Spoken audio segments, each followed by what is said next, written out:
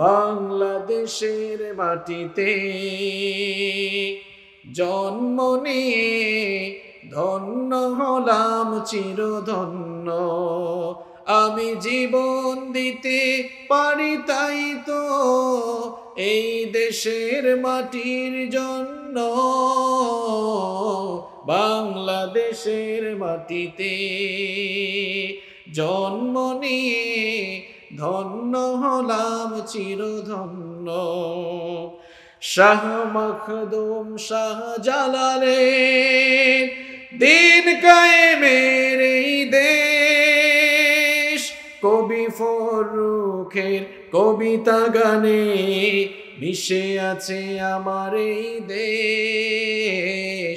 শাহ মখদুম শাহ জালালের দিন কায়েমের এই দেশ, কবি ফরুখের কবিতা গানে মিশে আছে আমার এই দেশ। এই দেশ তাকে তাই হতে দেব না বর্গীর হাতে কোনো পণ্য। বাংলাদেশের মাটিতে জন্ম নিয়ে ধন্য হলাম চিরধন্য। আমি জীবন দিতে পারি তাই তো এই দেশের মাটির জন্য। বাংলাদেশের মাটিতে জন্ম নিয়ে ধন্য হলাম চিরধন্য। তিতুমীর শরীয়তুল্লাহর রক্তে ভেজানো এই দেশ, লাখো কোটি মুমিনের দীপ্ত চেতনায় মিশে আছে আমার এই দেশ। তিতুমীর শরীয়তুল্লাহর রক্তে ভেজানো এই দেশ, লাখো কোটি মুমিনের দীপ্ত চেতনায় মিশে আছে আমার এই দেশ। এই দেশ তাকে তাই হতে দেব না বর্গীর হাতে কোনো পণ্য। বাংলাদেশের মাটিতে জন্ম নিয়ে ধন্য হলাম চিরধন্য। আমি জীবন দিতে পারি তাই তো এই দেশের মাটির জন্য। বাংলাদেশের মাটিতে জন্ম নিয়ে ধন্য হলাম চিরধন্য। বাংলাদেশের বাণিজ্যিক রাজধানী চট্টগ্রাম জেলার ঐতিহ্যবাহী বাঁশখালী উপজেলার কাথারিয়া শাহ আব্দুল জব্বার রহমতুল্লাহ আলাইহে স্মৃতি সংসদের উদ্যোগে মহান বিজয় দিবস উপলক্ষে পবিত্র মিলাদুন নবী ও সিরাতুন নবী সাল্লাল্লাহু আলাইহি ওয়াসাল্লাম মাহফিলের মুহতারাম শ্রদ্ধাভাজন সভাপতি, বিশিষ্ট আলেমে দ্বীন, বিশিষ্ট ইসলামী চিন্তাবিদ ও গবেষক উস্তাজুল উলামা, বাঁশখালী উপজেলার ঐতিহ্যবাহী দ্বীনী বিদ্যাপীঠ জলদি হুসাইনিয়া কামিল মাদ্রাসার স্বনামধন্য সুযোগ্য ভাইস প্রিন্সিপাল হযরত মাওলানা মুহাম্মদ আজিজুল ইসলাম সাহেব আতালাল্লাহু উমরাহু ওয়া বারাকাল্লাহু ফি হায়াতিহি, আমরা সবাই বলি আমিন। আজকের মাহফিলের সম্মানিত উদ্বোধক ৬ নং কাথারিয়া ইউনিয়ন পরিষদের সাবেক চেয়ারম্যান, বিশিষ্ট সমাজসেবক, অত্র এলাকার গণমানুষের প্রিয় ব্যক্তিত্ব জনাব জয়নাল আবেদিন চৌধুরী, মাহফিলের প্রধান অতিথি কাথারিয়া বাগমারা উচ্চ বিদ্যালয়ের সম্মানিত সভাপতি জনাব মোহাম্মদ জাহাঙ্গীর সাহেব, আল্লাহ তাআলা ওনাদেরকে কোরআনের জন্য কবুল করে নিন। মাহফিলে আমার আগে কথা বলেছেন বিশিষ্ট আলেম দ্বীন, প্রখ্যাত ইসলামী চিন্তাবিদ হাজার হাজার আলেমের উস্তাদ, পতেঙ্গা ইসলামিয়া আলিয়া মাদ্রাসার মোহতারাম অধ্যাপক জনাব অধ্যাপক মাহমুদুল হাসান সাহেব, আতালাল্লাহু আমরাহু ওয়া বারাকাল্লাহু ফি হায়াতিহি। আমরা সবাই বলি আমিন। মাহফিলে কথা বলেছেন দারুল ইহসান ইসলামিক ট্রাস্ট মহিলা মাদ্রাসা সাতকানিয়ার সম্মানিত ভাইস প্রিন্সিপাল হযরত মাওলানা মুহাম্মদ ইদ্রিস হাফিজাহুল্লাহ ওয়া রাআহ। কথা বলেছেন হযরত মাওলানা মুহাম্মদ আজিজুল ইসলাম সাহেব হাফিজাহুল্লাহ ওয়া রাআহ। আল্লাহ তাআলা সকলের ইলম আর আমলগত যোগ্যতা বাড়িয়ে দিন। আপনারা যেভাবে নাম লিখেছেন এগুলো কিয়ামতের আলামত। কিয়ামতের আগে মানুষেরা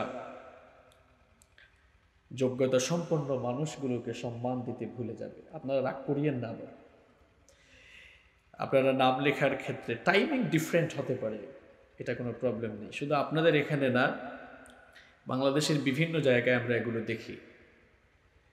প্রবীণ ওলামায়ে কেরামগণ মাহফিলে থাকলে তাদের নাম উপরে লিখতে হয়। ওনাদের নাম উপরে লেখা এটাই সুন্দর দেখায়, সুন্দর মানায়। আপনি মানুষকে সম্মান না করলে আপনি কখনো সম্মান পাবেন না। এজন্য টাইমিং ডিফারেন্ট হতে পারে, এক একজন এক এক সময় আলোচনা করবেন, এটা কোনো অসুবিধা নেই। কিন্তু বিজ্ঞ ওলামায়ে কেরামগণ থাকলে ওনাদের নাম উপরে লেখা এটাই সুন্দর। আপনারা কি রাগ করলেন? আপনারা আমার সাথে একমত না দ্বিমত? অনেকে বলে হুজুর আমরা যে ঢাকা থেকে বক্তা নিয়ে আসি, তো ঢাকা থেকে বক্তা নিয়ে আসছেন তো কি হয়েছে? আমার জন্মস্থান সিলেটে, আমি সিলেটে এই জিনিসগুলো লক্ষ্য করি, খুব ভালো লাগে। আমাদের সিলেটে কোনো মাহফিলে আমি দেখেছি যে বাহির থেকে কোনো ওলামায়ে কেরামকে দাওয়াত দেওয়া হলো, সবাই তো আলেম, সকলেই তো আলেম, কিন্তু দেখা যায় সেখানে প্রবীণ ওলামায়ে কেরাম তিনি যদি স্থানীয় হন দেখা যায় তার নামটা উপরে দেওয়া হয়। এটাই সিস্টেম। আমরা যদি আমাদের গুণীজনদেরকে কদর না করি, সম্মান না করি, তাহলে আমরাও কোনোদিন সম্মানের আশা করতে পারবো না। মানুষকে আপনি সম্মান করলে আপনাকেও সম্মানিত করবেন কে? আল্লাহ তাআলা আমাদেরকে বুঝার তৌফিক দান করেন। আমরা আল্লাহ তাআলার শুকরিয়া জানাচ্ছি যে আল্লাহ তাআলা আমাদেরকে আজকের এই মাহফিলে আসার জন্য, বসার জন্য সুযোগ করে দিয়েছেন। গোটা দুনিয়ার প্যান্ডামিক সিচুয়েশনে আমরা কোরআনের মেলায় আসতে পেরেছি। এটা কিসের মেলা? সবাই তো বললেন না, এটা কিসের মেলা? এটা কোরআনের মেলা। আমরা এখানে আল্লাহর কোরআনকে ভালোবেসে এসেছি, ঠিক কিনা? তো আল্লাহ তাআলা কোরআনের এই মেলায় আমাদেরকে আসার তৌফিক দিয়েছেন, এজন্য আমরা শুকরগুজার হয়ে পড়ছি আলহামদুলিল্লাহ। আমরা প্রশংসা করেছি কার? লাভ হয়েছে কার? কয়েকজন তো বললেন আল্লাহ, লাভ হয়েছে কার? আমাদের। কোনো ব্যক্তি বা বস্তুর প্রশংসা করলে আপনি যার প্রশংসা করবেন তার লাভ হবে, কিন্তু আমরা যখনই আমাদের মহান রব আল্লাহ সুবহানাহু ওয়া তাআলার শুকরিয়া জানাই, প্রশংসা করি, তখনই আল্লাহ তাআলা আমাদের প্রত্যেকের আমলনামাকে নেকি দিয়ে পরিপূর্ণ করে দেন। সম্মানিত ভাইয়েরা, 16ই ডিসেম্বর এটি আমাদের দেশের মহান বিজয় দিবস। এই দিনে 1971 সালের এই দিনে পাকিস্তানি শোষকদের কাছ থেকে আল্লাহর দয়া এবং আমাদের দেশের অসংখ্য শহীদদের আত্মত্যাগের বিনিময়ে এই স্বাধীন ভূখণ্ড আমরা লাভ করেছিলাম, আলহামদুলিল্লাহ। কোরআনের এই মাহফিল থেকে আমরা দোয়া করছি আমাদের এই দেশের স্বাধীনতার জন্য যারা নিজেদের জীবনকে উৎসর্গ করেছেন, আল্লাহ তাআলা তুমি তাদের প্রত্যেকের কবরকে জান্নাতের বাগান বানিয়ে দাও। আমাদের এই প্রাণপ্রিয় মাতৃভূমিকে আল্লাহ তাআলা আপনি সকল প্রকার দেশি এবং বিদেশি ষড়যন্ত্র থেকে হেফাজত করুন। বিজয় দিবস আসলে আমরা কিছু পজিটিভ কর্মসূচি দেখি, কিছু নেগেটিভ কর্মসূচি দেখি। আপনাদের কাথারিয়া এলাকার ভাইয়েরা বিজয় দিবস উপলক্ষে এই এলাকার ইয়াং ছেলেপেলেরা চাইলে তো একটা কনসার্টের আয়োজন করতে পারতো কিনা? বিজয় দিবস উপলক্ষে নাচ গানের আয়োজন করতে পারত, কিন্তু এই দেশের স্বাধীনতার জন্য যারা জীবন দিয়েছেন, এই দেশের স্বাধীনতা অর্জনের জন্য নিজের জীবনকে বিলীন যারা করে দিয়েছেন, আজকের বিজয় দিবসে তাদের রূহের মাগফিরাত কামনায় এই এলাকার যুবক আর তরুণ ছেলেরা কোরআনের মাহফিল আয়োজন করে তাদের মাগফিরাতের আয়োজন করল। নিঃসন্দেহে এই এলাকার যুবক তরুণ ছোট বড় সকলেই এই দেশের স্বাধীনতাকামী মানুষ এবং এই দেশের স্বাধীনতা, সার্বভৌমত্ব এবং সুহাদায়ে কেরামকে তারা অত্যন্ত ভালোবাসেন, ঠিক কিনা? আপনি যদি কাউকে ভালোবাসেন, আপনি কি তার অকল্যাণ চাইবেন? কথা কন না কেন আপনারা? আপনি যদি কাউকে ভালোবাসেন, আপনি তার অকল্যাণ চাইবেন? এই দেশের স্বাধীনতার জন্য যারা জীবন দিলেন, আমরা তাদের কাছে ঋণী। তাদের ঋণ আমরা কখনো শোধ করতে পারবো না। তো বিজয় দিবস আসলে, বিজয় দিবসে আপনি কি করবেন, কি কি কর্মসূচি দিবেন, কি কি কাজ করবেন, এটি মনে হয় কোরআনে কারিমে নাই। হ্যাঁ, আছে তো? কনফার্ম আপনারা? বিজয় দিবসের নামে তো আল্লাহ তাআলা কোরআনে কারিমে 2টি সূরা দিয়েছেন। কোরআনে কারিমে সূরা হচ্ছে 114টি। 114টি সূরার মধ্যে আল্লাহ তাআলা বিজয় দিবসের নামে 2টি সূরা ডেডিকেট করে দিয়েছেন। আল্লাহু আকবার। কোন 2টি সূরা? এক নম্বর হচ্ছে সূরাতুল ফাতহ। সূরাতুল ফাতহ একটা সূরা কোরআনে আছে না? এই সূরার মধ্যে আল্লাহ তাআলা মক্কা বিজয়ের কথা বলেছেন। ইন্না ফাতাহনা লাকা ফাতহাম মুবিনা। বিজয়ের নামে 2টি সূরা আছে।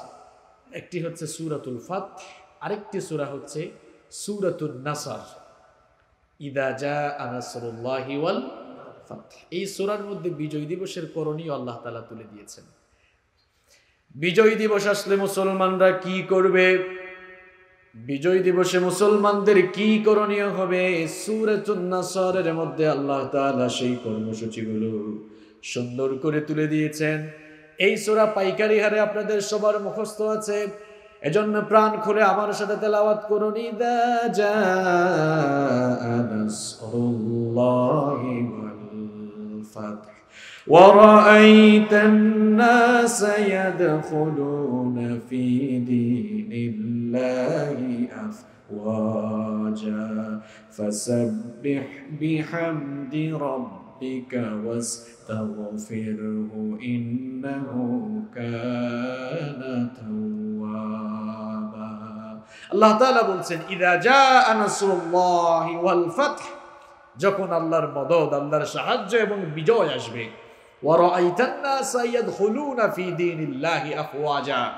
আপনি দেখবেন মানুষেরা দলে দলে ইসলামের সুশীতল ছায়াতলে এসে আশ্রয় গ্রহণ করছে। আর যখনই আল্লাহর বিজয় চলে আসবে, তখন আপনি কি করবেন? ফাসাব্বিহ, আপনি তাসবিহ পাঠ করবেন। বিহামদি রাব্বিকা, আপনার রবের প্রশংসা করবেন, আপনার রবের প্রশংসা সহ তাসবিহ পাঠ করবেন। ওয়াস্তাগফির, এবং ইস্তিগফার করবেন। ইন্নাহু কানা তাওয়াবা, নিশ্চয়ই তিনি হচ্ছেন তাওবা কবুলকারী। এই সূরা থেকে বিজয় দিবসে আমাদের 3টি করণীয় আমরা খুঁজে পাই। প্রথমত হচ্ছে বিজয়ের জন্য কার কাছে শুকরিয়া জানানো? সবাই তো বললেন না, কার কাছে শুকরিয়া জানানো? আমাদের দেশের মুক্তিযোদ্ধারা নিজের জীবন বাজি রেখে মুক্তিযুদ্ধ করেছেন, কিন্তু তাদেরকে যুদ্ধ করার তৌফিক এবং বিজয় ছিনিয়ে আনার জন্য মদদ দিয়েছেন কে? আল্লাহ। এজন্য এই বিজয়ের দিন আসলে সবার আগে যে কাজটি করতে হবে, 1 নম্বর আল্লাহ তাআলার শুকরিয়া জানাতে হবে। আল্লাহ তাআলা, আপনি আমাদেরকে বিজয় দিয়েছেন, আলহামদুলিল্লাহ। প্রশংসা করব কার? আল্লাহ। 2 নম্বর, বিজয় দিবসে আমাদের 2 নম্বর কি করণীয় হবে? আল্লাহ তাআলা বলছেন ওয়াস্তাগফির, ইস্তেগফার করো, ক্ষমা প্রার্থনা করো। আমাদের মুক্তিযোদ্ধা, বীর মুক্তিযোদ্ধা যারা জীবন বাজি রেখে যুদ্ধ করে জীবন বিলিয়ে দিয়েছেন, এই বিজয় দিবস আসলে পরে আপনি যদি সত্যিকার অর্থেই মুক্তিযোদ্ধা কিংবা শহীদদেরকে ভালোবাসেন, আপনি নাচ গান কনসার্টের আয়োজন না করে তাদের জন্য দোয়া মাহফিলের ব্যবস্থা করবেন। কিন্তু আমরা করিটা কি? বিজয় দিবস আসলে দেখা যায় মাইক লাগিয়ে রাত 12টা থেকেই গান বাজনা শুরু হয়ে যায়, কনসার্ট আয়োজন হয়, নাচ গান হয়। প্রিয় ভাইয়েরা, যারা এই দেশের জন্য জীবন দিলেন, যাদের কারণে আপনি স্বাধীন ভূখণ্ড পেলেন, আপনি তাদের সাথে এত বেঈমানি করছেন, এত নাফরমানি করছেন, যাদের আত্মত্যাগের কারণে স্বাধীন ভূখণ্ডে আপনি স্বাধীনভাবে কথা বলতে পারেন, স্বাধীনভাবে চলতে পারেন, অন্ততপক্ষে স্বাধীনভাবে তো আপনি থাকতে পারছেন। যাদের কারণে আপনি এই প্রিয় মাতৃভূমি পেলেন, আপনি তাদের জন্য দোয়া না করে নাচ গান কনসার্টের আয়োজন করলেন। নাচ গান কনসার্টের আয়োজন করলে শহীদদের কবরের আযাব কি মাফ হবে? কথা কন না কেন, মাফ হবে? আমার গান বাজায়ও কি? দেখা যায় 21শে ফেব্রুয়ারি ভাষা দিবস, বাংলা ভাষার জন্য যারা জীবন দিল 52 সালে, এখন 21শে ফেব্রুয়ারিকে আমরা ভাষা দিবস হিসেবে পালন করি। দেখা যায় বাংলা ভাষার দিবস পালন করে হিন্দি গান বাজিয়ে। কি বলেন, এগুলো বাংলাদেশে নাই? বাংলাদেশে থাকলেও বাঁশখালীতে নাই, এখানেও আছে। তো এই আপনার বাংলা ভাষার প্রতি আপনার ভালোবাসার নমুনা, তাই না? আপনি ভাষা দিবসে হিন্দি গান বাজিয়ে নিজেকে চেতনাধারী মানুষ হিসেবে পরিচয় দেন। আফসোস আপনার জন্য, লজ্জা আপনার জন্য। আপনি নিজেকে স্বাধীনতার চেতনায় বিশ্বাসী মানুষ হিসেবে পরিচয় দেন, অথচ এই স্বাধীনতার জন্য যারা জীবন দিয়েছে, আপনি সেই বিজয়ের দিনে, বিজয়ের দিবসে আপনি শহীদদের জন্য দোয়া না করে আপনি নাচ গান আর কনসার্টের আয়োজনগুলোতে শামিল হন। আফসোস আপনার জন্য। আমরা শহীদদেরকে ভালোবাসি বলে আমরা শহীদদের জন্য দোয়া করি, কোরআনের মাহফিল থেকে দোয়া করছি, আল্লাহ শহীদদের কবরগুলোকে জান্নাতের বাগান বানিয়ে দাও। তাহলে বিজয় দিবসের কর্মসূচি বললাম কয়টা? কথা কন না কেন? 1 নম্বর হচ্ছে কার শুকরিয়া জানানো, নাম্বার 2 নম্বর হচ্ছে শহীদদের জন্য ইস্তেগফার করা, দোয়া করা, মাগফিরাত কামনা করা। নাম্বার 3 নম্বর হচ্ছে দেশের স্বাধীনতা যেহেতু আমরা পেয়েছি, এই দেশের স্বাধীনতা অর্জন হয়েছে ঠিক, কিন্তু স্বাধীনতাকে রক্ষার জন্য দেশি বিদেশি চক্রান্ত ষড়যন্ত্র থেকে বাঁচার জন্য আল্লাহর সাহায্য চাওয়ার দরকার আছে না নাই? সবসময় দোয়া করা, আপনার দেশের জন্য দোয়া করা, এটাও কিন্তু ঈমানের একটা অংশ। এজন্য আপনি দোয়া করবেন, আল্লাহ তাআলা আমরা স্বাধীন দেশ পেয়েছি ঠিক, কিন্তু এই দেশে স্বাধীনভাবে যেন আমরা চলতে পারি, বাস করতে পারি, এই পরিবেশ সৃষ্টি করে দাও। আমাদের দেশের স্বাধীনতা সার্বভৌমত্বকে তুমি হেফাজত করো, বলেন আমিন। তাহলে বিজয় দিবসের কর্মসূচি পেলাম কয়টা? এই দেশের শান্তি শৃঙ্খলা রক্ষার জন্য, এই দেশের স্বাধীনতা সার্বভৌমত্বকে টিকিয়ে রাখার জন্য আমাকে আপনাকে সকলকেই ভূমিকা রাখতে হবে। এই জমিনকে উলামায়ে কেরাম পীর মাশায়েখরা সাজিয়েছেন। এই দেশে তিতুমির শরীয়তুল্লাহর রক্ত ঝরেছে, ঠিক কি না? সুতরাং এই পবিত্র মাটিকে অপবিত্র যেন কেউ করতে না পারে, সেজন্য আমাকে আপনাকে সজাগ দৃষ্টি রাখতে হবে। এই দেশের ইসলাম মুসলমানদের ক্ষতি সাধন কেউ যেন করতে না পারে, সেজন্য প্রত্যেকটি মুসলমানকে ভূমিকা রাখতে। বাংলাদেশের মাটিতে জন্ম নিয়ে ধন্য হলাম চিরধন্য, আমি জীবন দিতে পারি তাই তো এই দেশের মাটির জন্য। বাংলাদেশের মাটিতে জন্ম নিয়ে ধন্য হলাম চিরধন্য। শাহ মখদুম শাহ জালালের দিন কায়েমের এই দেশ, কবি ফরুখের কবিতা গানে মিশে আছে আমার এই দেশ। শাহ মখদুম শাহ জালালের দিন কায়েমের এই দেশ, কবি ফরুখের কবিতা গানে মিশে আছে আমার এই দেশ। এই দেশটাকে তাই হতে দেব না বর্গীর হাতে কোনো পণ্য, বাংলাদেশের মাটিতে জন্ম নিয়ে ধন্য হলাম চিরধন্য। আমি জীবন দিতে পারি তাই তো এই দেশের মাটির জন্য, বাংলাদেশের মাটিতে জন্ম নিয়ে ধন্য হলাম চিরধন্য। তিতুমীর শরীয়তুল্লাহর রক্তে ভেজানো এই দেশ, লাখো কোটি মুমিনের দীপ্ত চেতনায় মিশে আছে আমার এই দেশ। তিতুমীর শরীয়তুল্লাহর রক্তে ভেজানো এই দেশ, লাখো কোটি মুমিনের দীপ্ত চেতনায় মিশে আছে আমার এই দেশ। এই দেশটাকে তাই হতে দেব না বর্গীর হাতে কোনো পণ্য, বাংলাদেশের মাটিতে জন্ম নিয়ে ধন্য হলাম চিরধন্য। আমি জীবন দিতে পারি তাই তো এই দেশের মাটির জন্য, বাংলাদেশের মাটিতে জন্ম নিয়ে ধন্য হলাম চিরধন্য। পড়েন আলহামদুলিল্লাহ। আল্লাহ তাআলা আমাদের প্রাণপ্রিয় এই মাতৃভূমিকে তুমি হেফাজত করো, বলেন আমিন। সম্মানিত ভাইরা, কষ্ট হচ্ছে আজকের এই মাহফিল হচ্ছে মিলাদুন নবী এবং সিরাতুন নবী সাল্লাল্লাহু আলাইহি ওয়াসাল্লাম। আমাদের দেশে মিলাদ সিরাত নিয়ে তর্ক বিতর্ক আছে। আসলে তর্ক বিতর্কের কোনো কারণে নাই। মিলাদ যার, সিরাত তার, সিরাত যার, মিলাদও। কোনো ঝামেলা আছে? আমার কথা বুঝতে পেরেছেন আপনারা? মিলাদ যার, সিরাতও, সিরাত যার, মিলাদও।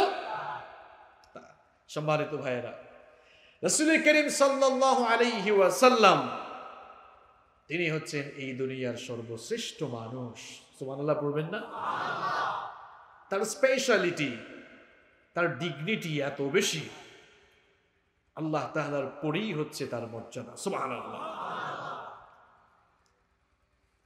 পৃথিবীতে আল্লাহ তাআলা বিশ্ব মানবতার হেদায়েতের জন্য যত পয়গাম্বার পাঠিয়েছেন, যত নবী রাসূল পাঠিয়েছেন, সমস্ত পয়গাম্বার, সমস্ত নবী এবং রাসূলদের উপরে আল্লাহ তাআলা আমার হাবিবের মর্যাদা বাড়িয়ে দিয়েছেন। আমাদের নবী পড়েন সাল্লাল্লাহু আলাইহি ওয়াসাল্লাম অন্যান্য নবীদের চাইতে মর্যাদা সম্পন্ন নবী।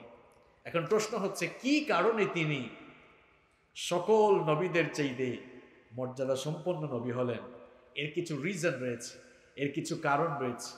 কারণ হচ্ছে আল্লাহ তাআলা তার প্রিয় হাবিবকে এমন কিছু স্পেশালিটি, এমন কিছু ডিগনিটি দিয়েছেন। আল্লাহ তাআলা তার প্রিয় হাবিবকে এমন কিছু ক্যারেক্টারিস্টিক দিয়েছেন, এমন কিছু বৈশিষ্ট্য তাকে দিয়েছেন, যেই বৈশিষ্ট্যগুলো আল্লাহ তাআলা দুনিয়ার অন্য কোনো পয়গাম্বার, অন্য কোনো নবী এবং রাসূলকে দেন নাই। এর মধ্য থেকে 10টি বৈশিষ্ট্য আমি আপনাদের সামনে এখন তুলে ধরব। কয়টা? রাসূল করিম সাল্লাল্লাহু আলাইহি ওয়াসাল্লামকে আল্লাহ তাআলা যে সকল বৈশিষ্ট্যগুলো দিয়েছেন, যে সকল বৈশিষ্ট্যের কারণে তিনি অন্যান্য নবীদের চেয়ে শ্রেষ্ঠত্ব লাভ করেছেন, সেই সকল বৈশিষ্ট্যগুলো থেকে 10টি বৈশিষ্ট্য আপনাদের সামনে তুলে ধরব ইনশাআল্লাহ। মুখস্থ করতে হবে আপনাদেরকে। নাম্বার 1, 1 নাম্বার হচ্ছে পৃথিবীর সমস্ত নবীকে আল্লাহ তাআলা আঞ্চলিক নবী বানিয়েছেন, আর আমাদের নবীকে আল্লাহ তাআলা ইন্টারন্যাশনাল, আন্তর্জাতিক নবী বানিয়েছেন। এই পৃথিবীতে আল্লাহ রাব্বুল আলামিন বিশ্ব মানবতার হেদায়েতের জন্য যত নবী আর যত রাসূল পাঠিয়েছেন সমস্ত নবী আর রাসূলদেরকে আল্লাহ তাআলা আঞ্চলিক নবী বানিয়েছেন। কোন কোন নবীকে আল্লাহ তাআলা তার বংশের নবী বানিয়েছেন, কোন কোন নবীকে আল্লাহ তাআলা তার এলাকার নবী বানিয়েছেন, কোন কোন নবীকে আল্লাহ তাআলা তার ওই সমাজের নবী বানিয়েছেন। যেমন কোরআনে কারীমের মধ্যে আল্লাহ তাআলা বিভিন্ন নবীর ব্যাপারে বলছেন। সাইয়েদনা নূহ আলাইহিস সালামের ব্যাপারে আল্লাহ তাআলা বলছেন, লাকাদ আরসালনা নূহান ইলা কওমিহি ফাকালা ইয়া কওমি আবুদুল্লাহ মা লাকুম মিন ইলাহিন গায়রু। কোরআনে কারীমের 7 নম্বর সূরা সূরাতুল আরাফের 59 নম্বর আয়াতে আল্লাহ পাক বলছেন, অবশ্যই আমি নূহকে তার সম্প্রদায়ের কাছে পাঠালাম। নূহ তার সম্প্রদায়ের লোকদের কাছে গিয়ে বললেন, হে আমার সম্প্রদায়ের লোকেরা, এক আল্লাহর ইবাদত করো, এক আল্লাহর বন্দেগী করো। তিনি ছাড়া তোমাদের কোনো ইলাহ নাই, তিনি ছাড়া তোমাদের কোনো মাবুদ নাই। সাইয়েদনা নূহ আলাইহিস সালামকে আল্লাহ তাআলা তার নিজের কওম, নিজের সম্প্রদায়ের নবী বানিয়ে পাঠিয়েছেন। আবার সাইয়েদনা হুদ আলাইহিস সালামকে আল্লাহ পাক আদ জাতির নবী বানিয়েছেন। সাইয়েদনা সালেহ আলাইহিস সালামকে আল্লাহ তাআলা সামুদ জাতির নবী বানিয়েছেন। সাইয়েদনা শুআইব আলাইহিস সালামকে আল্লাহ তাআলা মাদিয়ানবাসীর নবী বানিয়েছেন। সাইয়েদনা মূসা আলাইহিস সালামকে আল্লাহ পাক বনি ইসরাইলের নবী বানিয়েছেন। সাইয়েদনা ঈসা ইবনে মারইয়ামকে আল্লাহ তাআলা তার নিজের বংশের নবী বানিয়েছেন। ইব্রাহিম আলাইহিস সালামকে আল্লাহ তাআলা তার কওমের নবী বানিয়েছেন। এখন আপনাদের কাছে আমার প্রশ্ন হলো, আমাদের নবী সাল্লাল্লাহু আলাইহি ওয়াসাল্লামকে কি আল্লাহ তাআলা শুধুমাত্র কুরাইশ বংশের নবী বানিয়েছেন নাকি? আমাদের নবীকে কি আল্লাহ তাআলা শুধু মক্কাবাসীর নবী বানিয়েছেন নাকি? আমাদের নবীকে কি আল্লাহ তাআলা শুধুমাত্র সৌদি আরবের নবী বানিয়েছেন নাকি? আমাদের নবীকে কি আল্লাহ তাআলা শুধুমাত্র মুসলমানদের নবী বানিয়েছেন নাকি? অন্যান্য নবীদেরকে আল্লাহ তাআলা আঞ্চলিক নবী বানালেন, বংশের নবী বানালেন, গোত্রের নবী বানালেন। আর আমাদের নবীর ব্যাপারে কোরআনে কারীমের 4 নম্বর সূরা সূরাতুন নিসা এর 79 নম্বর আয়াতে আল্লাহ পাক সুন্দর করে বললেন, ওয়া আরসালনাকা লিন-নাসি রাসূলা ওয়া কাফা বিল্লাহি শাহীদা। আল্লাহ পাক বলেন, অন্যান্য সকল নবীদেরকে আমি গোত্রের নবী, বংশের নবী, এলাকার নবী, আঞ্চলিক নবী বানিয়েছি। আর গো আমার হাবিব, আপনাকে আমি গোটা দুনিয়ার সমগ্র মানবতার জন্য বিশ্ব নবী বানিয়ে প্রেরণ করেছি। অন্যান্য সকল নবীরা হচ্ছেন আঞ্চলিক নবী, আর আমাদের নবী হচ্ছেন গোটা জাহানের জন্য প্রেরিত বিশ্ব নবী। সুবহানাল্লাহ। তাহলে আমাদের নবী অন্যান্য নবীদের চাইতে দামি যে সকল দিক থেকে, তার 1 নম্বর পয়েন্ট বললাম, সমস্ত নবীরা আঞ্চলিক নবী, আর আমাদের নবী কি নবী? বিশ্ব নবী। নাম্বার 2 নম্বর হচ্ছে আল্লাহ তাআলা পৃথিবীতে যত নবী রাসূল পাঠিয়েছেন, সমস্ত নবী এবং রাসূলকে আল্লাহ তাআলা যখন ডাকার দরকার হয়েছে, সম্বোধন করার দরকার হয়েছে, সকল নবীদেরকে নাম ধরে ধরে ডেকেছেন। মানব জাতির পিতা সাইয়েদনা আদম আলাইহিস সালামকে যখন ডাকার দরকার হয়েছে, আবুল বাশার সাইয়েদনা আদম আলাইহিস সালামকে আল্লাহ পাক নাম ধরে ডাকলেন। কোরআনে কারীমে এসেছে, আল্লাহ তাআলা ডাক দিলেন, ইয়া আদম উসকুন আনতা ওয়া যাওজুকাল জান্নাতা ওয়া কুলা মিনহা রাগাদান হাইসু শি'তুমা ওয়া লা তাকরাবা হাযিহিশ শাজারাতা ফাতাকুনা মিনাজ জালিমিন। আল্লাহু আকবার।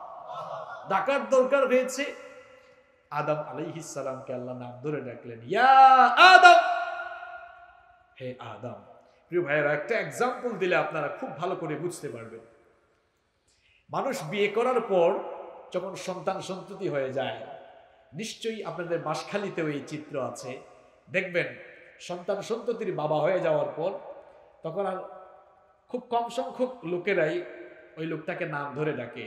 যখন ছেলে হয়েছে, ছেলের নাম রাখলো মনে করেন ইসমাইল, তো মানুষ ডাক দেয়, ইসমাইলের বাপ বাড়িতে আছেন নাকি? ডাকে কিনা আপনাদের এলাকায় এরকম?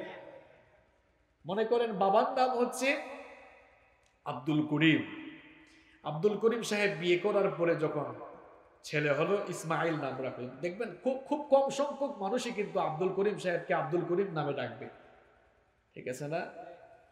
বিয়ে করার পর দেখা যায় ডাক দেয়, কিও ইসমাইলের বাবা, ইসমাইলের মা বাড়িতে আছেন নাকি, ডাকে কিনা এরকম। তো লক্ষ্য করেন, আদম আলাইহিস সালাম হচ্ছেন পৃথিবীর গোটা মানব জাতির উৎস, তিনি হচ্ছেন পৃথিবীর সমস্ত মানুষের বাবা। তো আল্লাহ তাআলা তো তাকে ডাক দেওয়ার সময় বলতে পারতেন ইয়া আবুল বাশার, হে মানব জাতির পিতা, এটি বলে সম্বোধন করতে পারতেন কিনা? কথা কন না কেন, পারতেন কিনা? একটু সম্মান দিয়ে মর্যাদা দিয়ে আল্লাহ তাআলা চাইলে ডাকতে পারতেন, কিন্তু আদম আলাইহিস সালামকে ডাকার দরকার হয়েছে, নাম ধরেই ডেকেছেন, বলেছেন ইয়া আদম। নূহ আলাইহিস সালামকে ডাকার দরকার হয়েছে, বলেছেন ইয়া নূহ। আমাদের জাতির পিতা ইব্রাহিম খলিলুল্লাহ, ডাকার দরকার হয়েছে, ডেকেছেন ইয়া ইব্রাহিম। সাইয়েদনা মূসা কালিমুল্লাহ, যিনি আল্লাহ তাআলার সাথে কথা বলেছেন, সুবহানাল্লাহ, ডাকার দরকার হয়েছে, ডেকেছেন ইয়া মূসা। জাকারিয়া আলাইহিস সালামকে ডাকার দরকার হয়েছে, নাম ধরেই ডেকেছেন, বলেছেন ইয়া জাকারিয়া। লূত আলাইহিস সালামকে ডাকার দরকার হয়েছে, ডেকেছেন ইয়া লূত। ঈসা ইবনে মারইয়াম, সাইয়েদনা ঈসা রূহুল্লাহকে ডাকার দরকার হয়েছে, নাম ধরেই ডেকেছেন ইয়া ঈসা কিংবা ঈসা ইবনে মারইয়াম। পৃথিবীর সমস্ত নবীদেরকে আল্লাহ তাআলা নাম ধরে ধরে ডেকেছেন, কিন্তু আমাদের নবীকে যখনই ডাকার দরকার হয়েছে আল্লাহ তাআলা কখনোই নাম ধরে ডাকেন নাই।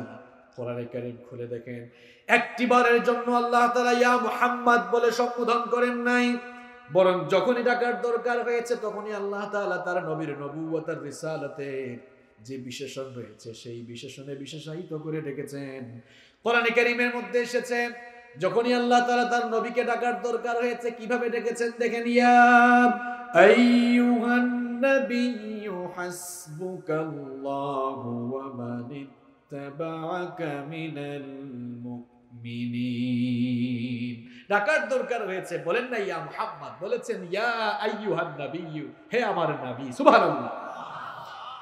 ডাকার দরকার হয়েছে, ডেকেছেন ইয়া আইয়ুহার রাসূলু বাল্লিগ মা উনজিলা ইলাইকা মির রাব্বিক, হে আমার রাসূল, আপনার কাছে যা এসেছে আপনি তা মানুষের মাঝে প্রচার করুন, সুবহানাল্লাহ। যখনই ডাকার দরকার হয়েছে আল্লাহ তাআলা নবুয়তার রিসালাতের সিফাতকে, নবুয়তার রিসালাতের গুণকে, বিশেষণকে বিশেষায়িত করে রেখেছেন।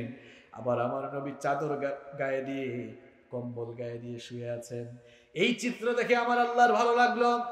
তখন আল্লাহ নাম ধরে না রেখে মুজাম্মিল, কম্বল আচ্ছাদিতকারী, বস্ত্র আচ্ছাদিতকারী লোক হিসাবে সম্বোধন করলেন, ইয়া আইয়ুহাল মুজাম্মিলু কুমিল লাইলা ইল্লা কালিলা নিসফাহু আও ইনকুস মিনহু কালিলা। আল্লাহু আকবার। আমার নবী তার নিজের বস্ত্রকে আবৃত করে শুয়ে আছেন। আল্লাহ তাআলা বললেন না ইয়া মুহাম্মদ, বলেছেন ইয়া আইয়ুহাল মুজাম্মিল, হে চাদর আবৃতকারী, হে কম্বল আচ্ছাদিতকারী, হে বস্ত্র আবৃতকারী নবী, উঠেন, রাতের বেলা তাহাজ্জুদের নামাজে দাঁড়ান। আল্লাহু আকবার। আল্লাহ তাআলা চাইলে ডাকতে পারতেন ইয়া মুহাম্মদ কুমিল লাইলা ইল্লা কালিলা, এভাবে তো আয়াত নাজিল হতে পারতো কিনা? আল্লাহ তাআলা নাম ধরে ডাকেন না। এত সম্মান আল্লাহ তাআলা দিয়েছেন, আল্লাহ তাআলা তার নবীকে নাম ধরে না ডেকে নবুয়তের রিসালাতের বিশেষণকে বিশেষায়িত করে, কিংবা যে অবস্থায় নবী ছিলেন সেই অবস্থার আলোকে সেই ধরনের শব্দ দিয়ে তার নবীকে সম্বোধন করেছেন। আল্লাহু আকবার। আমার নবী পৃথিবীর অন্যান্য নবীদের চেয়ে কেন এত দামি? এর 3 নম্বর কারণ হলো তিনি হচ্ছেন সমস্ত নবীদের সর্দার। তিনি এসেছেন সবার শেষে, কিন্তু মর্যাদা পেয়েছেন সবচাইতে। বলেন তো আপনারা, প্রধান অতিথি শুরুতে আসে নাকি শেষে আসে? কথা কন না কেন? প্রধান অতিথি শুরুতে আসে নাকি শেষে আসে? শেষে আসে। কিন্তু প্রধান অতিথির দাম বেশি নাকি কম? প্রধান অতিথির মর্যাদা বেশি না কম? আমার নবী হচ্ছেন খাতামুন নবিয়্যিন, তিনি হচ্ছেন সর্বশেষ নবী, যার মাধ্যমে পৃথিবীতে নবুয়ত আর রিসালাতের গেটটাকে ক্লোজ করে দেওয়া হয়েছে, বন্ধ করে দেওয়া হয়েছে। আল্লাহু আকবার। মা কানা মুহাম্মাদুন আবা আহাদিম মির রিজালিকুম ওয়ালাকিন রাসূলুল্লাহি ওয়া খাতামান নাবিয়্যিন ওয়া কানা আল্লাহু বিকুল্লি শাইইন আলিমা। আল্লাহ তাআলা বলছেন মুহাম্মদ পড়েন সাল্লাল্লাহু আলাইহি ওয়াসাল্লাম, তিনি তোমাদের কোন পুরুষদের পিতা নন, বরং তিনি হচ্ছেন আল্লাহর প্রেরিত রাসূল, আর তিনি হচ্ছেন সর্বশেষ নবী। তাহলে আল্লাহর নবীর আরেকটি স্পেশালিটি হচ্ছে তিনি হচ্ছেন সর্বশেষ নবী। তারপরে পৃথিবীতে আর কোন নবী আসবে কিছু ভণ্ড নবী আসবে। এটাও বলে গিয়েছেন মুহাম্মদ সাল্লাল্লাহু আলাইহি ওয়াসাল্লাম। বিশ্বনবী সাল্লাল্লাহু আলাইহি ওয়াসাল্লাম ১৫০০ বছর আগে বলে গিয়েছেন লা তাকুমুস সাআত হাত্তা ইয়াবআথা দাজ্জালুনা কাযাবুন করিবুম মিন ৩০। বিশ্বনবী সাল্লাল্লাহু আলাইহি ওয়াসাল্লাম বলেছেন ততদিন পর্যন্ত কিয়ামত হবে না যতদিন না আমার উপরে ৩০ জন ভণ্ড নবীর আগমন ঘটে। জোরে কোন কয়জন? অলরেডি কিন্তু ২৭ থেকে ২৮ জন ভণ্ড নবী তাদের নবুয়ত দাবি করেছে। গেল শতাব্দীতে এই ভারতবর্ষের এক কুখ্যাত লোক মির্জা গুলাম আহমদ কাদিয়ানি, সেও তাকে নবী বলে দাবি করেছিল। এটা আপনারা জানেন। এই কাদিয়ানিরা কাফের। কাদিয়ানিদেরকে যারা কাফের বলবে না তারাও কাফের। কেন তারা কাফের? কারণ তারা আমাদের নবী মুহাম্মদ সাল্লাল্লাহু আলাইহি ওয়াসাল্লামকে সর্বশেষ নবী হিসাবে স্বীকার করে। বিশ্ব নবীর পরে অনেকেই নবুয়তি দাবি করেছিল। মুসাইলামাতুল কাযযাব তাদের মধ্যে অন্যতম একজন ছিল। তো মুসাইলামা যখন তাকে নবী বলা শুরু করলো, লোকেরা তখন বলল, আচ্ছা মুসাইলামা, তুমি যে তোমাকে নবী বলা শুরু করেছো, নবী বলে দাবি করছো, তো তোমার কাছে কি জিবরিলের দেখা সাক্ষাৎ হয় না? তোমার সাথে কি জিবরিলের কোনো সাক্ষাৎ কিংবা কথোপকথন, কোনো কনভারসেশন হয় না? তোমার কাছে কি জিবরিল কোনো সূরা নিয়ে আগমন করেন না? মুহাম্মদ পড়েন সাল্লাল্লাহু আলাইহি ওয়াসাল্লাম, তার সাথে তো জিবরিলের প্রায় দেখা হয়, সূরা নিয়ে আসেন, আয়াতও নাজিল হয়। তোমার কাছে কি কোনো সূরা বা আয়াত নাজিল হয় না? মুসাইলামা তখন কায়দা করে জবাব দিল, দেখো ভাই, আমি মাত্র নবী হয়েছি, নতুন নবী হয়েছি, আমার কাছেও জিবরিল আসবে, আমার কাছেও সূরা বা আয়াত নাজিল হবে, একটু টাইম দাও, কারণ আমি তো নতুন নবী হয়েছি। নাউযুবিল্লাহি মিন যালিক। কিছুদিন যাওয়ার পর মুসাইলামা লোকজনকে ডেকে বলল, লোকেরা শোনো, গতকাল রাতেই আমার কাছে জিবরিল এসেছিল। তো লোকেরা বলল, আচ্ছা তাই? তো জিবরিল কি তোমার কাছে কোনো সূরা নিয়ে এসেছেন নাকি? বলে হ্যাঁ। লোকেরা জানতে চাইল, তো তোমার উপরে কোন সূরা নাজিল হয়েছে? বলে আমার উপরে সূরাতুল ফিল নাজিল হয়েছে। আপনারা আবার ভুল বুঝবেন না, এটা কোরআনে কারীমের সূরা ফিল না, এটা মুসাইলামার কাছে নাজিল হওয়া ফিল।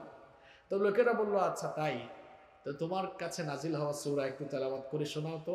মুসাইলামা আবার তেলাওয়াত শুরু করেছে, আল ফিল মাল ফিল ওয়া মা আদরাকা মাল ফিল লাহু যানাবু ওয়াবিল ওয়া লাহু খুরতুমুন তাওয়িল। দেখেছেন, পাবলিক অর্থ না বুঝি হাসে, অর্থ শুনলে তো আরো হাসবে। আল ফিল হাতি, মাল ফিল হাতি কি, ওয়া মা আদরাকা মাল ফিল আপনি কি জানেন হাতি কি? দেখেছেন, হাতির ডেফিনেশন শুরু হয়েছে। লাহু যানাবু ওয়াবিল তার লেজ আছে, ওয়া লাহু খুরতুমুন তাওয়িল তার লম্বা একটি সুরও আছে। তো লোকেরা মুসাইলামার তেলাওয়াত শুনে বলল, মুসাইলামা তুমি যে একটা ধোঁকাবাজ, ভণ্ড, প্রতারক, বেঈমান, এটি প্রমাণ হওয়ার জন্য তোমার তেলাওয়াতকৃত সূরাটি যথেষ্ট। পৃথিবীতে আমার নবীর পরে আর কোন নবীর আগমন ঘটবে না, এটাও আমার নবীর আরেকটা স্পেশালিটি। নাম্বার 4, 4 নাম্বার হচ্ছে আল্লাহ তাআলা আমার নবীকে এত সম্মান দিয়েছেন, অন্যান্য নবীদের চেয়ে আমার নবীকে এত সম্মান বাড়িয়ে দিয়েছেন, যেখানেই আল্লাহর নাম সেখানেই রাসূলের নাম। আরো আসতে বলেন সুবহানাল্লাহ। তিলকার রুসুলু ফাদ্দালনা বা'দাহুম আলা বা'দ। রাসূল যারা একজনের উপরে আরেকজনকে প্রাধান্য দিয়েছেন কে? এক এক নবীর এক এক স্পেশালিটি ছিল। যেমন মুসা আলাইহিস সালামের স্পেশালিটি ছিল তিনি আল্লাহর সাথে কথা বলতেন, আল্লাহ তাআলা তার সাথে কথা বলতেন। আবার বগলের নিচে হাত রেখে বের করলে হাত এত শুভ্র হতো, এত আলোকোজ্জ্বল হতো, মনে হতো যেন তার সূর্যের আলোর মতো ঝলমল করছে। আবার মুসা আলাইহিস সালামকে আল্লাহ তাআলা স্পেশালিটি দিয়েছেন, মুআজিজা দিয়েছেন, হাতের লাঠি পড়ে গেলে কি হয়ে যেত। সাইয়েদনা সুলাইমান আলাইহিস সালাম পাখিদের ভাষা বুঝতেন, জিনদের ভাষা বুঝতেন, বাতাস তার হুকুম মানত। দাউদ আলাইহিস সালামকে আল্লাহ তাআলা সবচেয়ে সুন্দর ভয়েস দিয়েছেন, কণ্ঠস্বর দিয়েছেন। এক এক নবীকে আল্লাহ তাআলা এক এক স্পেশালিটি দিয়েছেন। আর আমার নবীকে আল্লাহ তাআলা এত শ্রেষ্ঠত্ব দিয়েছেন, আল্লাহ তাআলা বলছেন ওয়ারাফা'না লাকা যিকরাক, আমি আপনার মর্যাদাকে এত সমুন্নত করে দিয়েছি। আমার নবীকে আল্লাহ এত মর্যাদা দিয়েছেন, যেখানেই আল্লাহর নাম উচ্চারণ করবেন আল্লাহর নামের পরেই সেখানে দেখবেন রাসূলের নাম রয়েছে। সুবহানাল্লাহ পরে বলেন, বুঝেন আগে আযান যখন হয় আযানে আল্লাহর নামের পরেই রাসূলের নাম আছে না নাই? ইকামতে আল্লাহর নামের পরে রাসূলের নাম আছে না নাই? নামাজে আল্লাহর জিকির আমরা সবচেয়ে বেশি করি, আল্লাহর গুণগানও আমরা গাই, কিন্তু সেখানেও নবীর উপরে দুরূদ আছে না নাই? আমার আল্লাহ তাআলা বলেন, নবী আপনাকে এত মর্যাদা দিয়েছি, এত সম্মানিত করেছি, যেখানে আমার নাম থাকবে কিয়ামত পর্যন্ত সেখানে আমার নামের সাথে আপনার নামও থাকবে। তাহলে পৃথিবীর অন্যান্য নবীর চেয়ে আমার নবীর মর্যাদা কম না বেশি? নাম্বার 5 নাম্বার হচ্ছে আল্লাহ তাআলা কিয়ামতের দিন আমার নবীকে সাহেবুল কাউসার বানিয়ে দিবেন। সুবহানাল্লাহ পড়েন।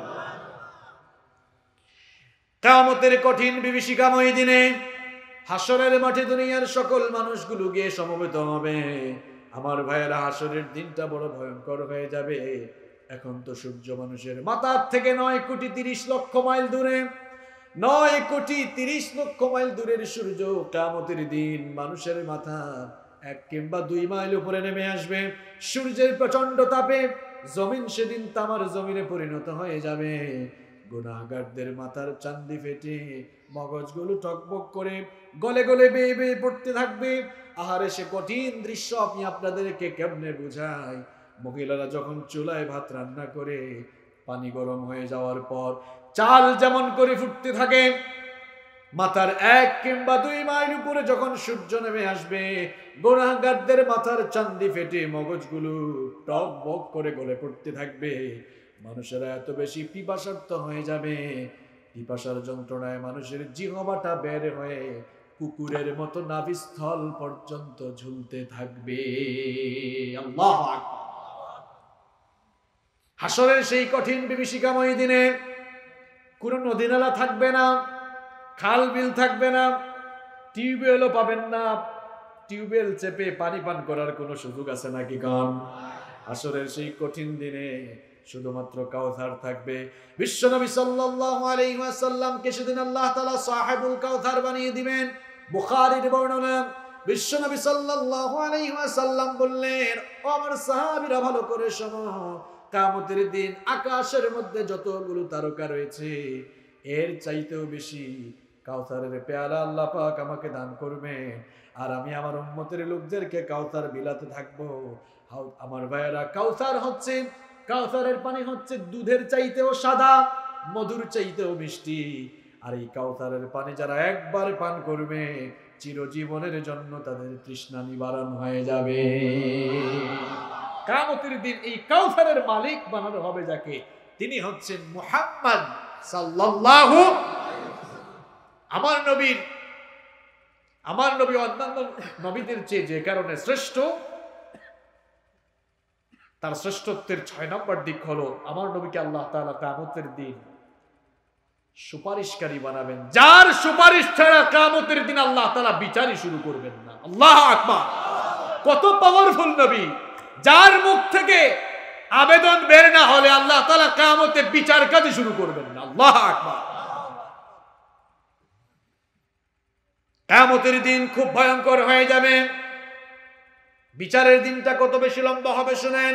50,000 সানাতিন মিম্মা তাউদ্দুন। দুনিয়ায় যে মানুষেরা হিসাব করে, দুনিয়ার হিসেব অনুযায়ী বিচারের দিনটা 50,000 বছর লম্বা হয়ে যাবে। কত বছর? সবাই বলেন কত বছর? 50,000 বছর হাসরের সেই কঠিন দিনে দাঁড়িয়ে থাকতে থাকতে মানুষেরা দিশেহারা হয়ে যাবে, হয়রান হয়ে যাবে। মানুষেরা এবার পৃথিবীর প্রথম মানুষ এবং প্রথম নবী আবুল বাশার সাইয়েদনা আদম আলাইহিস সালামের কাছে ছুটে যাবে। সাইয়েদনা আদম আলাইহিস সালামের কাছে গিয়ে আবেদন করবে, ওগো আমাদের বাবা আদম, আল্লাহ তাআলা আপনাকে তার নিজের হাতে বানিয়েছেন, আল্লাহ তাআলা নিজেই আপনার ভেতরে রূহ ফুঁকে দিয়েছেন। হাসরের এই কঠিন দিনে দাঁড়িয়ে থাকতে থাকতে আমাদের আর সহ্য হয় না, আল্লাহর কাছে একটু অ্যাপ্লিকেশন করেন, আল্লাহ তাআলা যেন বিচারের কাজটা শুরু করে দেন। সাইয়েদনা আদম আলাইহিস সালাম তখন বলবেন, নফসি নফসি, নিজেকে বাঁচানোর ধান্দায় আমি আছি, কারণ নিষিদ্ধ গাছের ফল ভক্ষণ করেছিলাম, জানি না আজ আল্লাহ তাআলা আমার সাথে কি দুর্ব্যবহার করেন, নিজের সেই চিন্তায় নিজেই পেরেশান আছি, আমি পারবো না। চলে যাও নূহ আলাইহিস সালামের কাছে। লোকেরা আবার সাইয়েদনা নূহ আলাইহিস সালামের কাছে যাবে, গিয়ে দেখবে তিনিও নফসি নফসি জপছেন। তিনি তখন বলবেন, আমার কাছে এসেও কোনো লাভ নাই, কারণ আমি আমার কওমের জন্য বদদুয়া করেছিলাম, জানি না আজ আল্লাহ পাক আমার সাথে কি দুর্ব্যবহার করেন, আমিও পারবো না। চলে যাও জাতির পিতা ইব্রাহিম আলাইহিস সালামের কাছে। লোকেরা সাইয়েদনা ইব্রাহিম আলাইহিস সালামের কাছে যখন যাবে, দেখবে ইব্রাহিম আলাইহিস সালাম তিনিও নফসি নফসি জপছেন, তিনিও অপারগতা পোষণ করে বলবেন। চলে যাও মুসা আলাইহিস সালামের কাছে। লোকেরা আবার সাইয়েদনা মুসা কালিমুল্লাহর কাছে যাবে। সাইয়েদনা মুসা আলাইহিস সালাম তখন বলবেন, আমিও পারবো না, কারণ ফেরাউনের বংশের এক লোককে একটা থাপ্পড় দিয়ে দুনিয়া থেকে বিদায় করেছিলাম, জানি না আজ আমার সাথে আল্লাহ পাক কি দুর্ব্যবহার করেন। চলে যাও ঈসা রূহুল্লাহর কাছে। লোকেরা সাইয়েদনা ঈসা রূহুল্লাহর কাছে গিয়ে দেখবে তিনিও নফসি নফসি জপছেন। লোকেরা বলবে, ওগো আল্লাহর নবী ঈসা, আল্লাহর কাছে অ্যাপ্লিকেশন করেন, বিচারের কাজটা যেন শুরু হয়ে যায়। সাইয়েদনা ঈসা ইবনে মারইয়াম তখন বলবেন, আমিও পারবো না, কারণ খ্রিস্টানরা আমাকে আল্লাহর ছেলে বানিয়েছে, জানি না আজ আল্লাহ পাক আমার সাথে এজন্য কি ব্যবহার করেন, নিজের চিন্তায় নিজেই পেরেশান আছি, এত জায়গায় ঘোরাঘুরি করে কোনো লাভ নাই, একেবারে জায়গা মতো চলে যাও। চলে যাও আখিরি নবী বিশ্ব নবী মুহাম্মদুর রাসূলুল্লাহ সাল্লাল্লাহু আলাইহি ওয়াসাল্লামের কাছে। লোকেরা এবার বিশ্ব নবী সাল্লাল্লাহু আলাইহি ওয়াসাল্লামের কাছে যাবে। বিশ্ব নবী সাল্লাল্লাহু আলাইহি ওয়াসাল্লামকে গিয়ে বলবে, ওগো আল্লাহর নবী, আল্লাহর পরেই হচ্ছে আপনার মর্যাদা, আজ আপনি আল্লাহর কাছে আবেদন করেন, আল্লাহ তাআলা যেন বিচারের কাজটা শুরু করে দেন। আমার নবী তখন উম্মতি উম্মতি বলে বলে তিনি হাজারি করতে থাকবেন। আর যেখানে অন্যান্য নবীরা কিয়ামতের দিন নফসি নফসি বলে নিজেকে বাঁচানোর ধান্দায় থাকবেন, সেই দিন আমার নবী নিজের কথা চিন্তা না করে উম্মতের জন্য আহাজারি করতে থাকবেন। লোকেরা অ্যাপ্লিকেশন করবে। আমার নবী তখন আল্লাহর আরশে আজিমের কাছে গিয়ে, মাকামে মাহমুদের কাছে গিয়ে তিনি তার মাথাটা নত করে দিয়ে সাজদায় পড়ে যাবেন, আল্লাহর রহমতের দরিয়ায় জোশ মারবে। আমার আল্লাহ তখন বলবেন, ইরফা রাসাক, ওগো আমার নবী মাথা উঠান, সালতুতাহু, কি চাইবেন আমার কাছে চান, আমি আপনার চাওয়াগুলোকে পরিপূর্ণ করব। আজ আমি আপনাকে এত মর্যাদা দিলাম, আজ আমি আপনাকে এত পাওয়ার দিলাম, যার জন্য মন চায় তার জন্য সুপারিশ করে আল্লাহর জান্নাতের ভেতরে আপনি দাখিল হয়ে যান। কি পাওয়ারফুল নবী! যেই নবী অ্যাপ্লিকেশন না করলে কিয়ামতের দিন আল্লাহ তাআলা বিচারই শুরু করবেন না। আল্লাহু আকবার! আমার নবী অন্যান্য নবীদের চেয়ে কেন দামি, কেন শ্রেষ্ঠ, এর 7 নাম্বার কারণ আপনাদেরকে বলছি। আমার নবী হচ্ছেন সেই ব্যক্তি, আমার নবী হচ্ছেন তিনি যাকে দিয়ে আল্লাহ তাআলা কিয়ামতের দিন জান্নাতের দরজা খুলে জান্নাত উদ্বোধন করাবেন। আরো আস্তে বলেন সুবহানাল্লাহ। কি পাওয়ারফুল নবী! যেই নবী জান্নাতের তালা না খুললে কেউ জান্নাতে ঢুকতেই পারবে না। এটি আমার কথা নয়, মুসলিম শরীফের বর্ণনা, মুসলিম শরীফের হাদিস। বিশ্বনবী সাল্লাল্লাহু আলাইহি ওয়াসাল্লাম বলেছেন, আতি বাবাল জান্নাতি ইয়াউমাল কিয়ামা, কিয়ামতের দিন আমি যখন জান্নাতের দরজার কাছে আসব, জান্নাতের দরজার কাছে এসে অর্ডার করব, ফাস্তাফতিহ, জান্নাতের গেট খুলে দাও, জান্নাতের দরজা খুলে দাও। যখন আমি এই কথা বলবো, জান্নাতের দরজা খোলার কথা বলার পর জান্নাতের দারওয়ান ফেরেশতা বলবে, মান আনতা, হু আর ইউ, আপনি কে? তখন রাসূল করিম সাল্লাল্লাহু আলাইহি ওয়াসাল্লাম বলবেন, আনা মুহাম্মদ সাল্লাল্লাহু আলাইহি ওয়াসাল্লাম। দ্বার রক্ষী দারওয়ান ফেরেশতা তখন বলবে, বিকা উমিরতু লা আফতাহু লি আহাদিন ক্বাবলাক, আপনার জন্যই তো আমি অপেক্ষা করছি, কারণ আল্লাহ পাক আমাকে আদেশ করেছেন আপনি ঢোকার আগে যেন কেউ জান্নাতে ঢুকতে না পারে, আজকে আপনার মাধ্যমেই জান্নাতকে উদ্বোধন করা হবে। নবীর দাম বেশি হলে নবীর উম্মতের দামও কম না বেশি? আমরা উম্মতের দিক থেকে পৃথিবীতে এসেছি সবার শেষে, আমরা আখেরি উম্মত। নবীর দামটাও যেমন বেশি, উম্মত হিসাবে আমাদের দামও বেশি। আমার নবী সাল্লাল্লাহু আলাইহি ওয়াসাল্লাম বলেছেন, কিয়ামতের দিন আমার উম্মতের লোকেরা জান্নাতে ঢোকার আগ পর্যন্ত অন্য কোন নবীর উম্মত জান্নাতে ঢুকতে পারবে না, সবার আগে আমার উম্মতের লোকেরাই জান্নাতে ঢুকবে।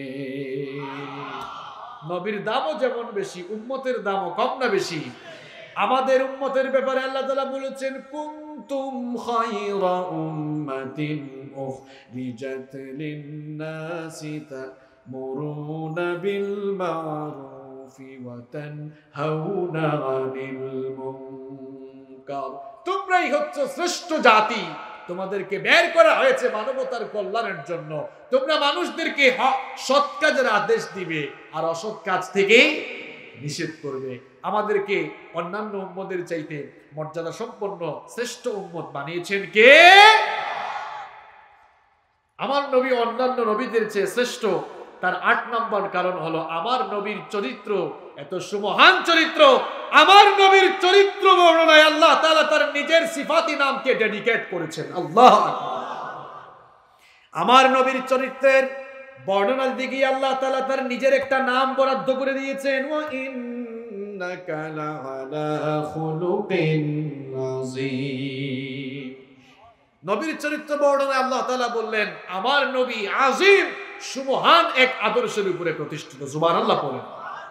আল্লাহ তাআলার একটি সিফাতি নাম হচ্ছে আযীম, আবার কোরআনের আরেকটি নাম হচ্ছে আযীম। ওয়ালাকাদ আতাইনাকা সাবআম মিনাল মাসানি ওয়াল কুরআনাল আযীম।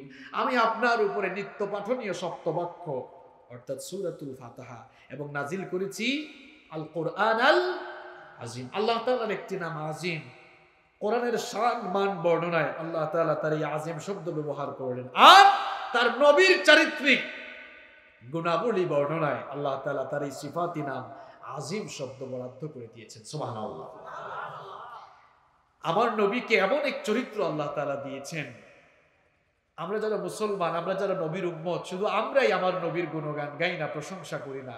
আমার নবীকে নিয়ে যারা পড়াশোনা করেছে, আমার নবীকে নিয়ে যারাই গবেষণা করেছে, তারাই আমার নবীর গুণগান গাইতে বাধ্য।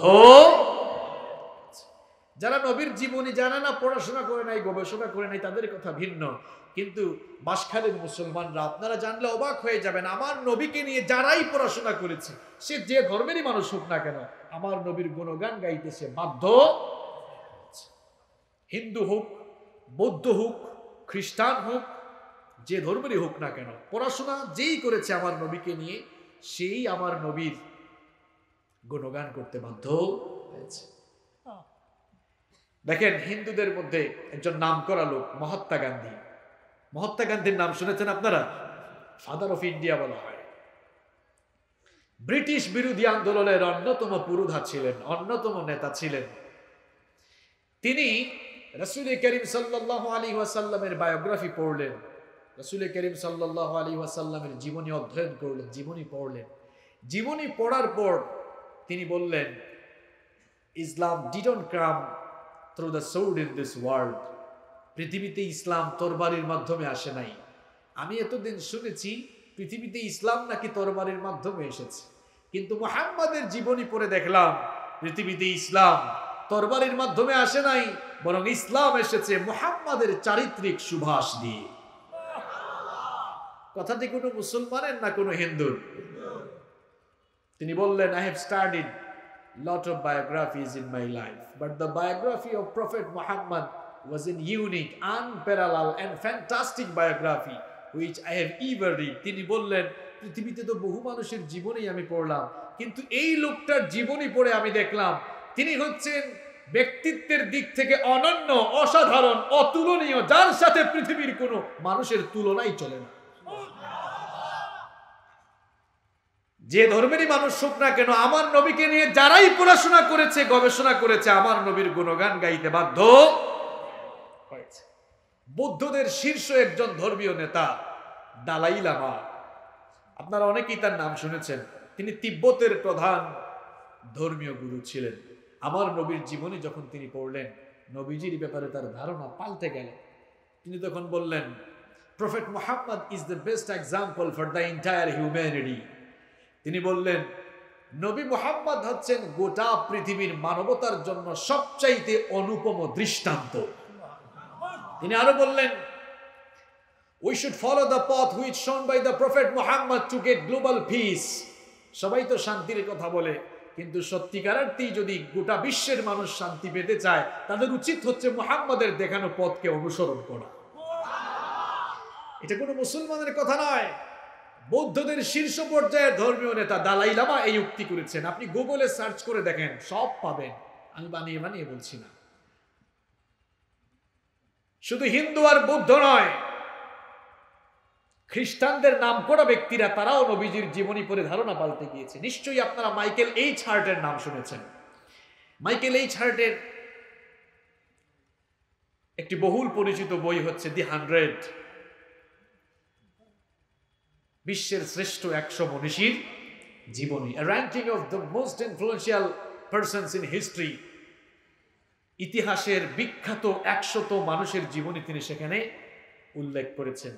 তিনি একজন খ্রিস্টান, একজন খ্রিস্টান হয়েও খ্রিস্টানরা যাকে অনুসরণ করে, ঈসা আলাইহিস সালাম যাকে তারা নাম দিয়েছেন যিশু খ্রিস্ট, 100 জন লোকের জীবনী উল্লেখ করতে গিয়ে সবার উপরে যাকে তারা অনুসরণ করে, খ্রিস্টানরা যাকে অনুসরণ করে, যিশু খ্রিস্টের নামটা উপরে রাখে নাই, রেখে দিয়েছে আমার নবীর নাম। এই বইটা লেখার পর গোটা দুনিয়ায় খ্রিস্টানরা তার সমালোচনা শুরু করে দিল যে মাইকেল এইচ হার্ট এটা কি কাজ করলো, নিজে একজন খ্রিস্টান হয়ে মুসলমানদের নবীর নাম তার বইয়ের উপরে রেখে দিল। মাইকেল এইচ হার্ট সমালোচনার জবাব দিলেন। তিনি বললেন, যারা আমার সমালোচনা করছে তারা না বুঝেই সমালোচনা করছে। আমি মুহাম্মাদের জীবনী পড়েছি, আমি মুহাম্মাদের জীবনী পড়ে দেখেছি, he was the only man in history who was supremely successful on both the religious and secular level। পৃথিবীর একমাত্র লোক হচ্ছে মুহাম্মদ সাল্লাল্লাহু আলাইহি ওয়াসাল্লাম, যিনি ধর্মীয় এবং জাগতিক সকল ক্ষেত্রেই যিনি সফলতার দৃষ্টান্ত রেখেছেন। তোমরাও জীবনী পড়ে দেখো, তোমরাও আমার মতো মানতে বাধ্য।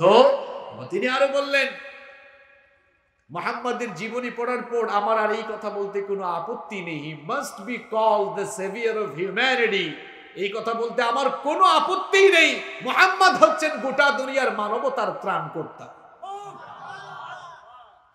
আপনি তো নবীর উম্মত হয়ে এখনো নবীর জীবনী একবার পড়লেন না, আর হিন্দু বৌদ্ধ খ্রিস্টানরা নবীজির জীবনী পড়ে কি কমেন্ট করছে? নবীজির পুরো জীবনী পড়েছেন কে কে? হাত তুলেন তো। দেখছেন নবীর উম্মতের অবস্থা? এই দেশে দিন কায়েম কি এমনি এমনি হবে? দিন কায়েম আপনারা করবেন না, নবীর জীবনী তো জানলেন না, নবীর আদর্শই জানলেন না, দিন কায়েম কখন করবেন? আপনি নিজের 3.5 হাত বডিতে আগে দিন কায়েম করেন। কি রাগ করলেন নাকি আপনি? নিজের 3.5 হাত বডিতে দিন কায়েম করেন, নিজের ফ্যামিলিতে দিন কায়েম করেন, সমাজেও দিন কায়েম হবে, রাষ্ট্রেও দিন কায়েম হয়ে যাবে। ঠিকের আওয়াজ তো দিলেন জুড়ে, কিন্তু নিজের ভেতরে আগে তো এস্টাবলিশ করতে হবে, ঠিক কি না? খ্রিস্টান কয়েকজনের নাম আমি এরকম বলতে পারবো। নেপোলিয়ন বোনাপার্টের নাম আপনারা অনেকেই শুনেছেন, তাই না? এই নেপোলিয়ন বোনাপার্ট ইতিহাসের এক বিখ্যাত লোক। এই লোকটা রাসূল করিম সাল্লাল্লাহু আলাইহি ওয়াসাল্লামের জীবনী পড়ে কি চমৎকার কমেন্ট করে বসলো। সে বলল, if the people of the world, if the people of the world accept the ideology of Muhammad sallallahu alayhi wasallam, they will be guided on the path of happiness and prosperity। সে বলল, যদি পৃথিবীর লোকেরা মুহাম্মাদের আদর্শকে গ্রহণ করে নেয়, তারা সুখ আর সমৃদ্ধির পথ খুঁজে পাবে। প্রিয় ভাইয়েরা, আমার নবীকে আল্লাহ তাআলা এমন এক ক্যারেক্টার দিয়েছেন, এমন চরিত্র দিয়েছেন, যারাই নবীকে নিয়ে পড়াশোনা করেছে, গবেষণা করেছে, তারাই নবীজির গুণগান গাইতে বাধ্য। আমার দেশের কিছু চুনুপুটি মার্কা নাস্তিক ব্লগার, এরা আমার নবীকে নিয়ে মাঝে মাঝে আজে বাজে কথা বলে। তবে 90% মুসলমানের দেশে এটা কোনোভাবেই মেনে নেওয়া হবে।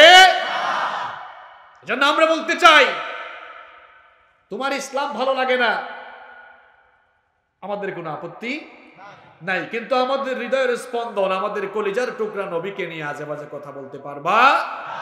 আমাদের হৃদয়ের স্পন্দন, আমাদের কলিজার টুকরা বিশ্ব নবী মুহাম্মদুর রাসূলুল্লাহ সাল্লাল্লাহু আলাইহি ওয়াসাল্লামকে 90% মুসলমানের দেশে যারাই অপমান করতে চাইবে, যারাই নবীকে নিয়ে আজে বাজে কথা বলতে চাইবে, এদেশের আপামর তাওহীদি জনতা, এদেশের আপামর নবী প্রেমিক তাওহীদি জনতা তাদের জিহ্বাগুলোকে টেনে একেবারে ছিঁড়ে ফেলবে।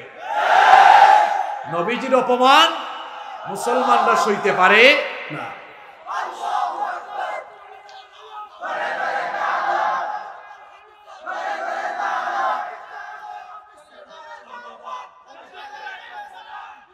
সম্মানিত ভাইয়েরা, সম্মানিত ভাইয়েরা, আমি তো 8টা বললাম, আরো 2টা বলে শেষ করছি। নাম্বার 9 নাম্বার হচ্ছে, পৃথিবীর কোন নবীকে আল্লাহ তাআলা 7 আকাশ ভেদ করে, সিদরাতুল মুনতাহা ভেদ করে মেরাজে নেন নাই, কিন্তু আমার নবীকে 7 আকাশ পারে দিয়ে সিদরাতুল মুনতাহা ভেদ করে আল্লাহ তাআলা মেরাজের রজনীতে তার সান্নিধ্যে নিয়েছেন। সুবহানাল্লাহ। সুবহানাল্লাযী আসরা বিআবদিহি লাইলাম মিনাল মাসজিদিল হারামি ইলাল মাসজিদিল আকসা। সুবহান, বরকতময় সেই সত্তা যিনি তার বান্দাকে ইসরা করিয়েছেন, রাতের বেলা ভ্রমণ করিয়েছেন মসজিদে হারাম থেকে মসজিদে আকসা পর্যন্ত। এতটুকু ছিল ইসরা। আর মসজিদে আকসা থেকে সিদরাতুল মুনতাহা ভেদ করে আল্লাহর সান্নিধ্যে যাওয়া, এটাকে বলা হয় মেরাজ। এটাকে কি বলা হয়? মেরাজ মানে হচ্ছে ঊর্ধ্বালোকে ভ্রমণ করা। তো পৃথিবীর কোন নবীর মেরাজ নসিব হয় নাই, কিন্তু আমার নবীকে মেরাজ নসিব করে অন্যান্য নবীদের চাইতে আমার নবীর দাম বাড়িয়ে দিয়েছেন কে? কয়টা বললাম? মুখস্থ করেছেন তো আপনারা। নাম্বার 10 নম্বর হচ্ছে, পৃথিবীতে আল্লাহ তাআলা আদম আলাইহিস সালাম থেকে ঈসা আলাইহিস সালাম পর্যন্ত পৃথিবীতে আল্লাহ তাআলা যত নবী এবং যত রাসূল পাঠিয়েছেন, আল্লাহ তাআলা আমার নবীকে সকল নবী এবং রাসূলদের ইমাম, নেতা বানিয়েছেন। আরো আস্তে বলেন সুবহানাল্লাহ। কিভাবে নেতা বানালেন? মেরাজের রজনীতে যখন মসজিদে হারাম থেকে মসজিদে আকসায় গেলেন, মসজিদে আকসায় যাওয়ার পর বাইতুল মুকাদ্দাসে যাওয়ার পর সমস্ত নবীদেরকে আল্লাহ তাআলা সেখানে একত্রিত করলেন। সাইয়েদনা জিবরিল বললেন, ওগো আল্লাহর নবী, সামনে চলে যান, সমস্ত নবীদের ইমামতি আপনি গ্রহণ করেন। নবীজি সমস্ত নবীদের ইমামতি সেদিন করলেন। সমস্ত নবীদের ইমামতি করার মধ্য দিয়ে তিনি ইমামুল মুরসালিন, সমস্ত নবীদের ইমাম হিসাবে পরিগণিত হয়ে গেলেন। তাহলে আমার নবী অন্যান্য নবীদের চাইতে আমার নবীর দাম কম না বেশি? সেই নবীজির মিলাদ এবং সিরাতুন নবী সাল্লাল্লাহু আলাইহি ওয়াসাল্লাম উপলক্ষে আপনারা আজকের মাহফিলের আয়োজন করেছেন, আলহামদুলিল্লাহ। কষ্ট হচ্ছে আপনাদের? আজকের মাহফিলটা তো বিষয় ভিত্তিক, খুব সুন্দর সুন্দর বিষয় আপনারা দিয়েছেন, আমাকেও সুন্দর একটি বিষয় দিয়েছেন। আমি এবার সেই বিষয়ে আরো 20 মিনিট কথা বলবো ইনশাআল্লাহ। আমি কিন্তু সিরিয়ালে যাচ্ছি, পোস্টারের সিরিয়াল অনুযায়ী। উপরে লেখা বিজয় দিবস, কথা বলেছি বিজয় দিবস নিয়ে। 2 নম্বরে লেখা মিলাদ সিরাত, নবীজির কিছু স্পেশালিটি নিয়ে, মর্যাদা নিয়ে কথা বললাম। এবার আমার লাইনে আমি চলে যাচ্ছি, এরপরে আমরা মোনাজাত দিয়ে দিব ইনশাআল্লাহ। খুব সুন্দর, আপনারা সবাইকে এক একটা করে বিষয় দিয়েছেন। আমাদের দেশে যদি সবগুলো মাহফিল এরকম বিষয় ভিত্তিক হয়ে যেত, তাহলে মাহফিলে আজে বাজে কথা বলার কোনো সুযোগ থাকতো